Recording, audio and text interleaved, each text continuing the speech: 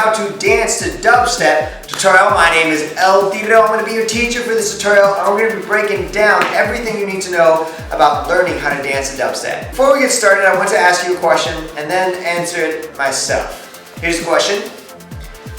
What is dubstep dance? I'm so glad you guys asked. Dubstep dance is actually popping.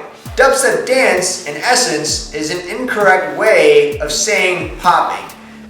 If we break it down, technically speaking, we are popping to dubstep or dancing to dubstep in the style of popping.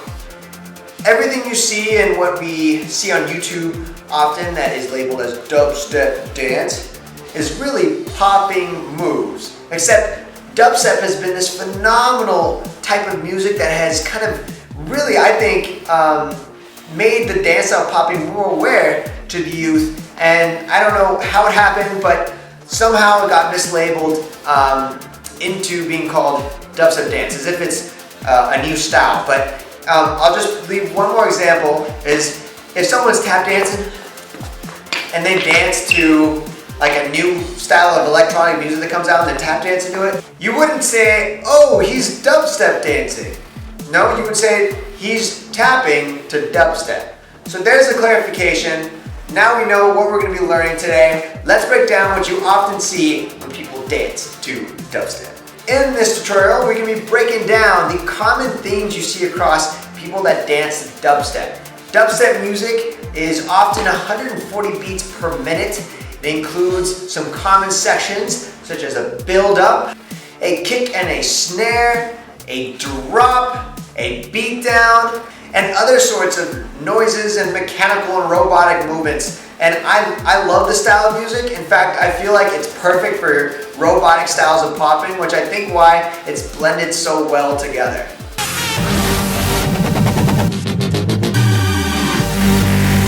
Let's start with the most simplest part of the beat, the kick and the snare, which goes like this. Dubstep music often starts with a kick and a snare. Here are a couple different ways you can dance to it using hits and dime stops. Really quickly, a hit is that explosiveness or that electrical shock and movement that is, done with using a flex tension of the muscles, contracting, and even a quick jolt of movement as well. Now the dime stop is the part where we actually freeze or still in that second. So a hit would be pop, a dime stop would be freeze. Pop, dime stop. So using that kick and snare,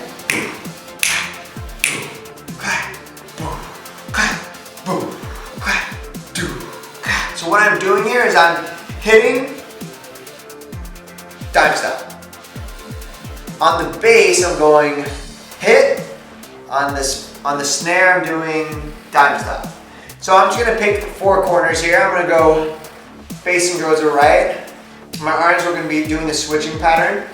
These are 90-degree angles. I'm gonna go pop, down, and I'm gonna have my left leg kind of go on its toe, pop, up. Then my right foot's gonna go on its toe. So I'll be boom, cap, do, cap, boom, cap, do, cap. Switch it around.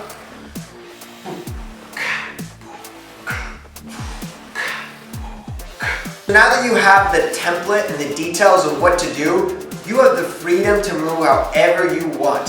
So if we just have that bass and clap go, we can move any kind of shape you want. We're just gonna be using the hit followed by the dime stop when we dance it. Ready? Let's check it out.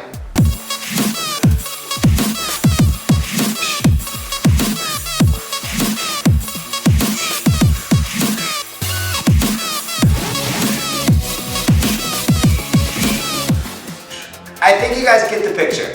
So I'm gonna have 60 seconds of only a kick and snare about to play, and I want you to practice on your own, hitting and then doing a dime stop, any kind of position you want to. And I'll catch you guys after.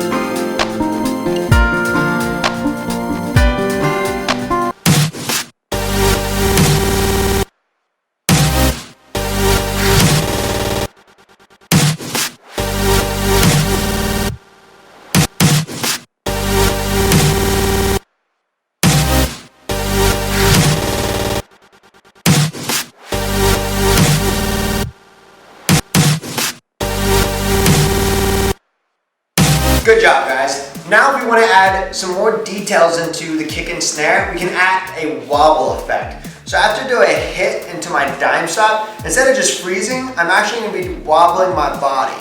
So here's the first part I'm going to do. I'm going to go hit, click. To do my wobble, I'm using my legs and they're rocking back and forth, and then my upper body is kind of flowing, and I can even use my arms to kind of wobble like that. So I'll be boo, clap, boo, clap, boo, clap, boo, boo. So let's focus on different parts you can wobble. My hands. So I'll go in, out, in. Boom.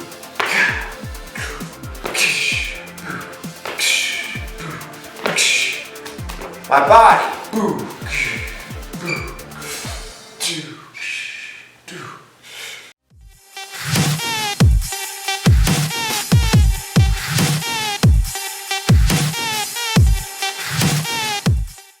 The next part of dubstep music that we're going to cover is hi-hats and cymbals. So what I often see to the cymbals part of the dubstep is strobing. Strobing is the effect as if you're moving in a strobe light. So this is really jerky type of movement, and it's also commonly known as doing kind of dime stops really faster together.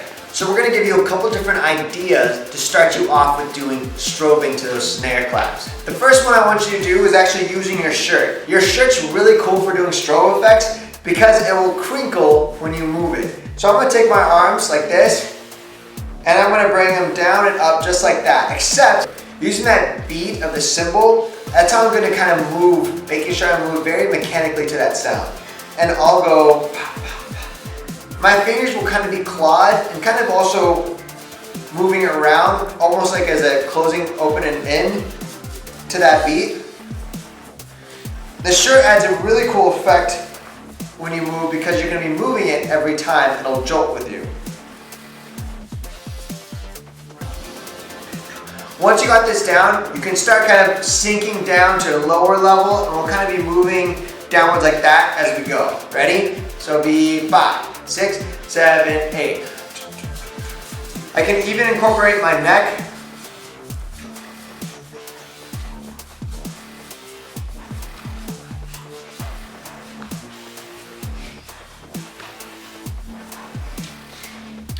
So that's one way you can strobe the cymbals. Another way is also strobing a wave. Here's the wave we would do if there was no strobe. So I'm going to be doing an arm wave down to my feet. Now instead, I'm going to strobe it. So my arms out like this, hands on it like that, and I'm going to be breaking down each section.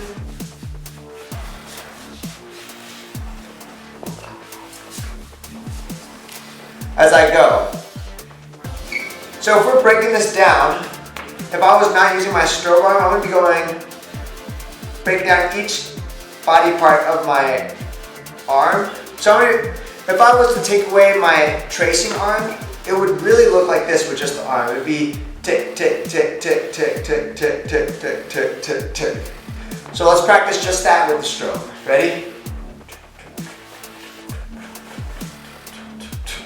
Now when I get to here, I'd use my neck to kind of go 1, 2, 3, 4, 5. Maybe 5 or 4 steps to move over. So we put those together. Now when I get to my chest is popped up high. I'll take 3 or 4 cymbal beats to go down. And now I'll kind of use my hips to go out. And then I'll use my feet to kind of tick at least 2 or 3 times. And that's all the way down, coming back up. Pop. My hips are out, coming up chest, coming up head, and then the arm. So when you have the whole effect together, it looks like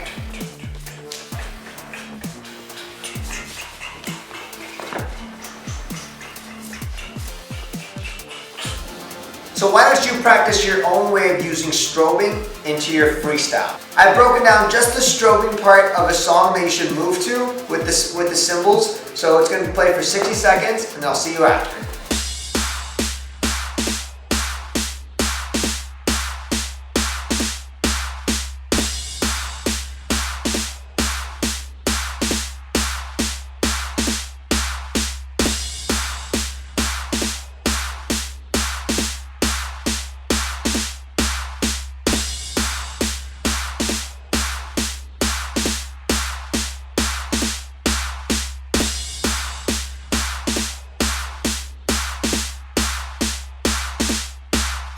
The next part of dubstep music we'll be breaking down is modulated bass lines. These are the really cool kind of transformer noises that we hear that are like the woo woo woo woo. That is a terrible impersonation of a sound of dubstep. My bad. I don't have to sound it out. Here it is right here.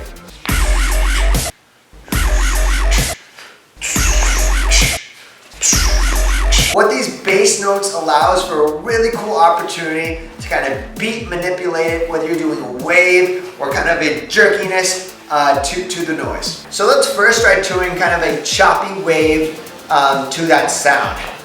By choppy wave, I mean breaking down each part really big of your wave to kind of hit it. So it's like, and what I'll do also is hit before and after the wave is done. So first let's break down really slow that arm wave. I'm just waving I'm just waving my right arm starting with my shoulder out. I'm doing a big pop in my shoulder, then my elbow, then my wrist, then my knuckles, and fingertips out. And I'm really like forcing it, so I'm twisting my body. Now if we do the hits before and after, I'll go twist, I'll go hit, shoulder, and then on my fingertips, hit again.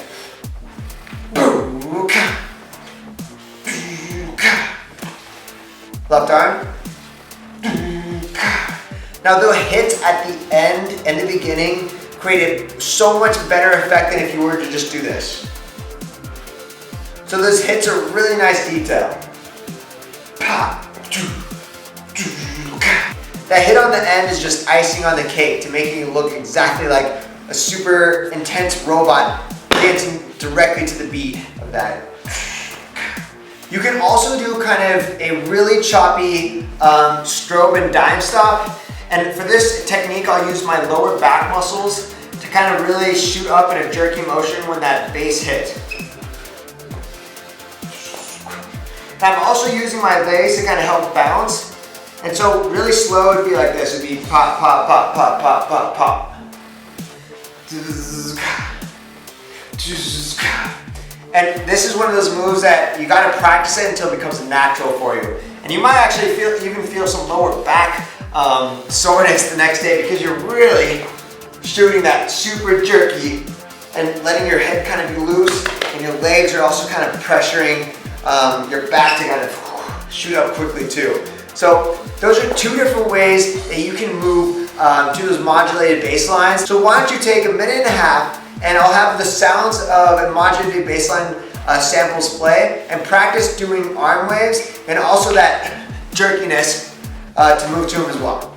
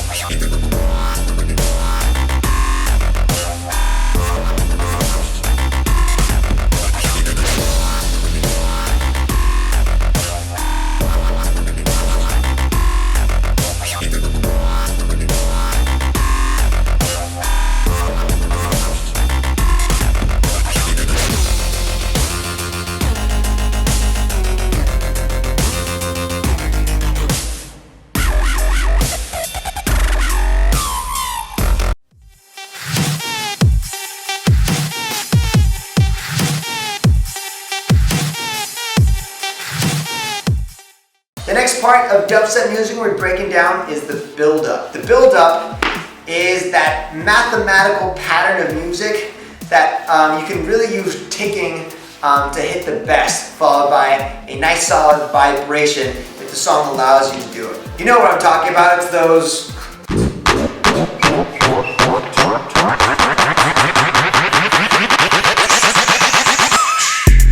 So ticking, different from strobing, ticking is actually hitting every time you do a move. Versus strobing is just dime stops, I'm not really hitting. So for this drill, I'm gonna practice walking forward, doing hits every step to whatever build-up that you're doing. Every build-up's a little different, but there's a lot of commonalities you'll see throughout them. And so I'll be hit, hit, hit, hit, hit, hit, hit, hit. I'll start doing my other foot. Hit, hit, hit, hit, hit. Usually by now, after 8 or sometimes 6 of those first steps, we'll kind of do a double pace. So it'll be like hit, hit, hit, hit, hit, hit, hit, hit, hit, hit, hit, hit. And then you'll either have another kind of double pace, or sometimes you'll go straight to, you know, the fast. Now for that one, you know, when you get to a point where you're just kind of ticking so fast, it's vibrating.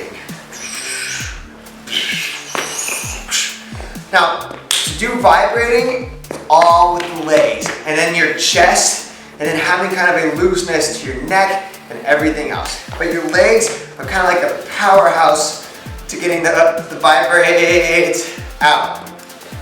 So here's a drill you can practice. Here's my legs locked in. Now I'm going to be bent. And I'm going to try to shake them and bounce them and let my whole body kind of be loose.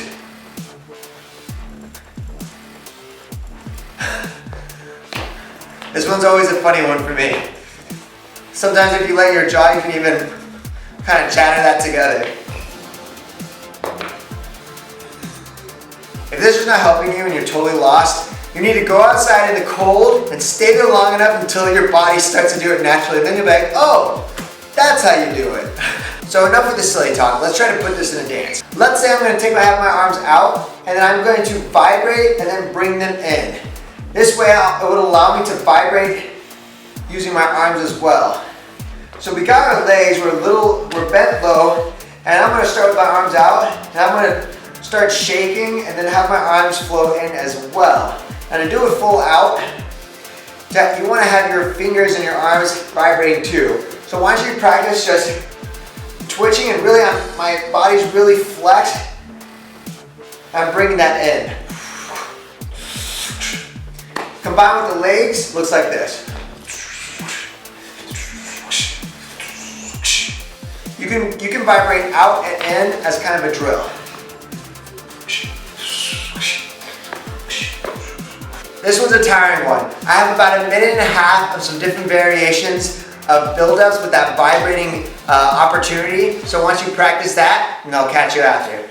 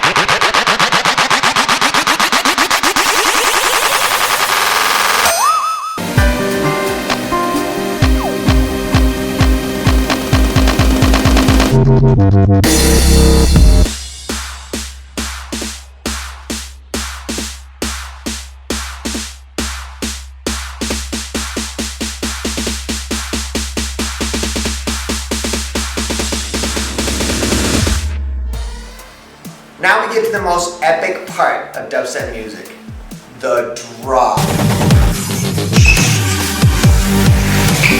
Dancing to the drum. Here's my advice. don't rush and don't be sloppy. Just because the music is intensified after a dull moment into these crazy, much faster noises and beats doesn't mean you have to and lose all the control that you had until you got to that moment. It's what I see all the time. The people will start off boom, clap, tuk, tuk, tuk, tuk, and they look good and clean, and then drop, and then they get all sloppy. It's like, really? Just because a song goes fast doesn't mean you have to hit every single beat. Sometimes it's impossible. But the best thing I can kind of advise to you guys, to hit that drop, don't be sloppy. Try to focus on a few beats at a time. And the easiest way to hit a beat is to use that dime stop, because you can hit a beat by just going like that. The dime stop is the key element, I think, when hitting those drops, because all it takes is a little glitch and twitch, and you can hit, super, super tiny, quick beats. As opposed, if you're doing a body wave or any other move, the dime stop allows you, and strobing allows you to hit all those little beats. So if you're thinking that, I'm determined, I'm gonna hit every beat after this drop, try strobing to it. Try using your arms and kind of using that strobing effect to hit all those beats.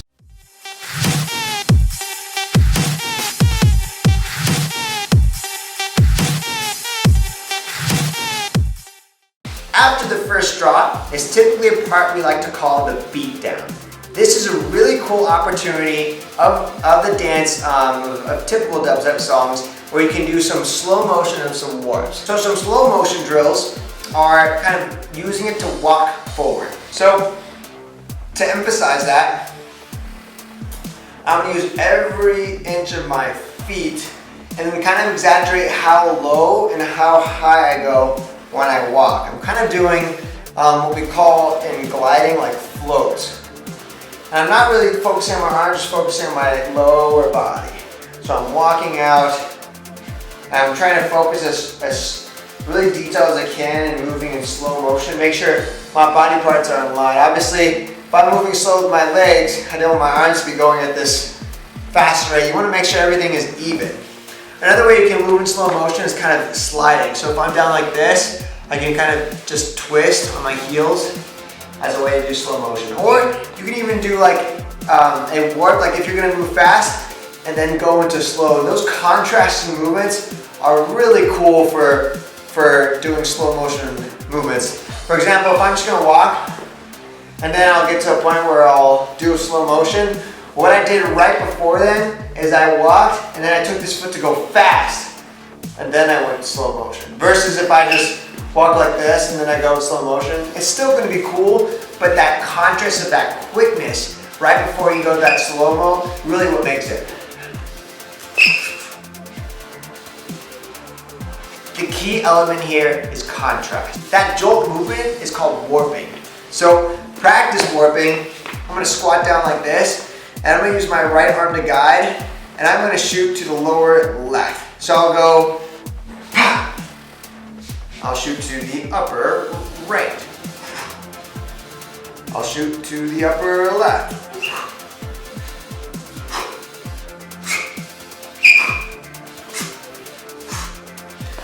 To do a warp effectively, you're really using your back muscles. If you want to train on doing a warp, you can just bend down right here and then use your back muscles, have a straight back, and shoot your back up as fast as you can. Now, if you do this effectively, you'll actually be able to hear wind in your ears when you pop up.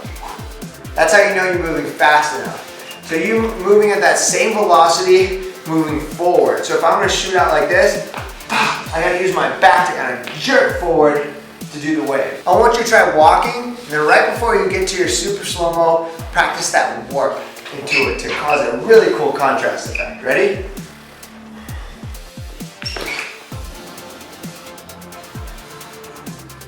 Let's try again.